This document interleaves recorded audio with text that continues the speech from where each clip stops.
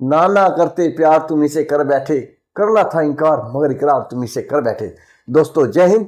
मैं अपने चैनल पर आपका स्वागत करता हूं। मेरा नाम ओमवीर है और ये मैंने जो गाना गाया ये महागठबंधन के लिए गाया, जिसमें 2-3 महीने पहले तक बहुत बड़ी चर्चा थी, शोर थी, बहुत सारी मीटिंग हुई थी कि एक गठबंधन बनने वाला है। और इसके बाद जैसे ही 5 राज्यों के चुनाव खत्म हुए और उसमें कांग्रेस को उतनी सफलता नहीं मिली जितनी की मिलने की उम्मीद थी। गठबंधन धराशायी होता चला जाता है और रोजाना एक के बाद एक एक झटके लगते चले जाते हैं। और आज की तारीख में थोड़ा सा एक प्यारा सा एहसास अभी कांग्रेस को मिला है, महागठबंधन को मिला है। आज की डेट में जो हुआ है उसे हम महागठबंधन तो कम से कम नहीं कह सकते, लेकिन हाँ एक सहारा मिला है कांग्रेस को भी और दूसरी पार्टियों को। उत्तर प्रदेश में जहां समाजवादी पार्टी का कांग्रेस के साथ में गठबंधन हो गया है और 80 सीटों में से 17 सीटें कांग्रेस को मिली हैं और बाकी 63 सीटें समाजवादी पार्टी को मिली हैं। और दिल्ली के अंदर भी महागठबंधन के लिए एक अच्छी खबर है, जहां पर आम आदमी पार्टी का कांग्रेस के साथ में समझौता हुआ है। समझौता 100% नहीं हुआ, लेकिन हाँ काफी हद तक कह सकते हैं कि गठबंधन पूरी तरह से खत्म नहीं हुआ है, उसका सफाया नहीं हुआ है, आज भी अस्तित्व में है और एक टक्कर देने की कम से कम एक पोजीशन में है।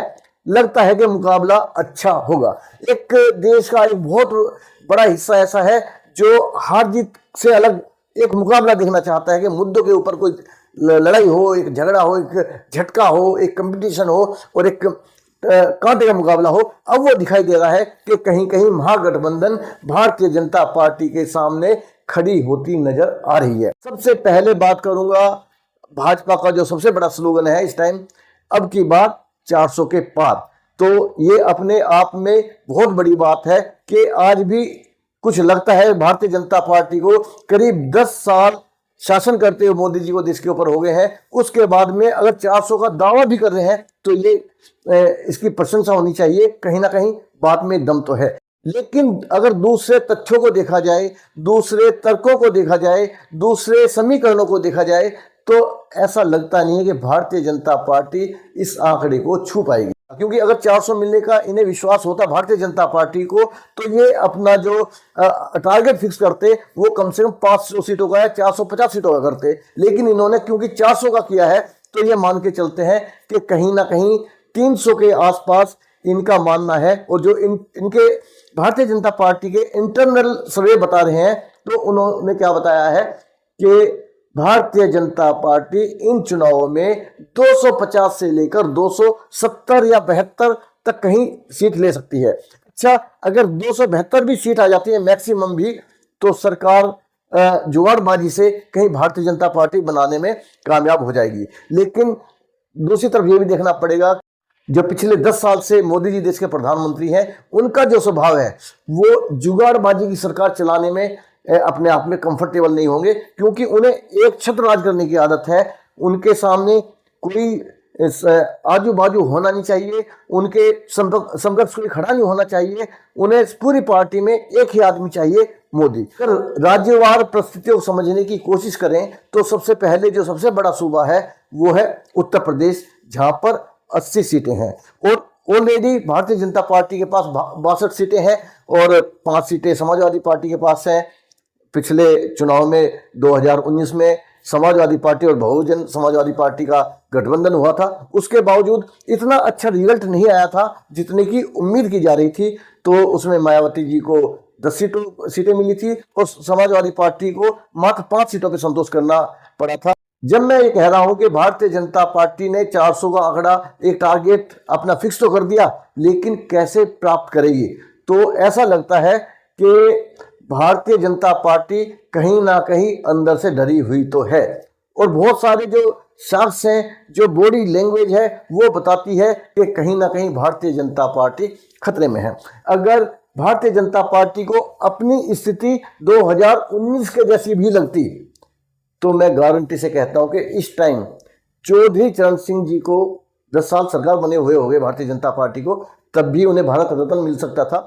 लेकिन ये जो भारतीय जनता पार्टी ने एक टाइमिंग फिक्स की है, इस समय चौधरी चरण सिंह जी को, चौधरी चरण सिंह जी का क्या मतलब है, एक जाट जो समुदाय है उसे मैनेज करने के लिए जो ये भारत रत्न दिया गया है, ये जो टाइमिंग बताती है कि भारतीय जनता पार्टी में सब कुछ ठीक ठाक नहीं है। जब उनके पास पहले से ही उत्तर प्रदेश के अंदर एक प्रचंड बहुमत की सरकार है, राज्य के अंदर योगी जी उनके मुख्यमंत्री है, जब उनके पास पहले से ही 62 सीटें हैं, तो मुझे समझ में नहीं आ रहा कि उन्हें जयंत चौधरी की इतनी जरूरत कैसे आन पड़ी है कि उन्हें 3-4 सीटें देके एक वोट बैंक को अपने साथ में मैनेज कर रहे हैं। क्या उन्हें जरूरत पड़ गई?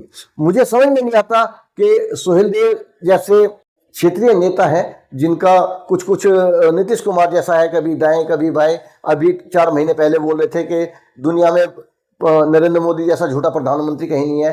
प्रधानमंत्री जी के बारे में बहुत अनाप शनाप बात बोली, उनके बारे में जो बात बोली, उनकी शिक्षा के ऊपर, उनकी बुद्धि के ऊपर क्या क्या नहीं बोला सुहेल देव ने। लेकिन आज उन्हें अपने कब्जे में लेने की कोशिश कर रहे हैं, उनसे चिपटने की कोशिश की जा रही है।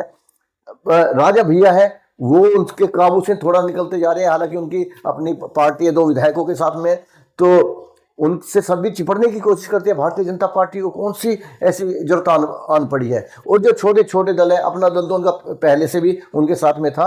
तो कितनी सारी चीजें ऐसी हैं कि कहीं ना कहीं भारतीय जनता पार्टी कंफर्टेबल नहीं है, और ऐसा लगता नहीं है कि जो टारगेट उन्होंने रखा है 400 का, उसके आसपास भी कहीं पहुंच सकें।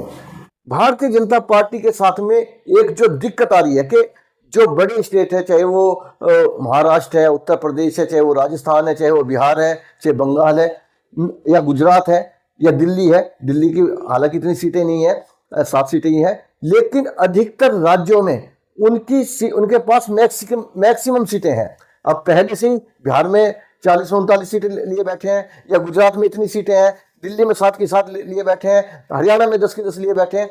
तो इनसे आगे तो बढ़ने का कहाँ, और आगे कहाँ जाएंगे, क्योंकि वो तो पहले से ही पीक पे बैठे हुए हैं।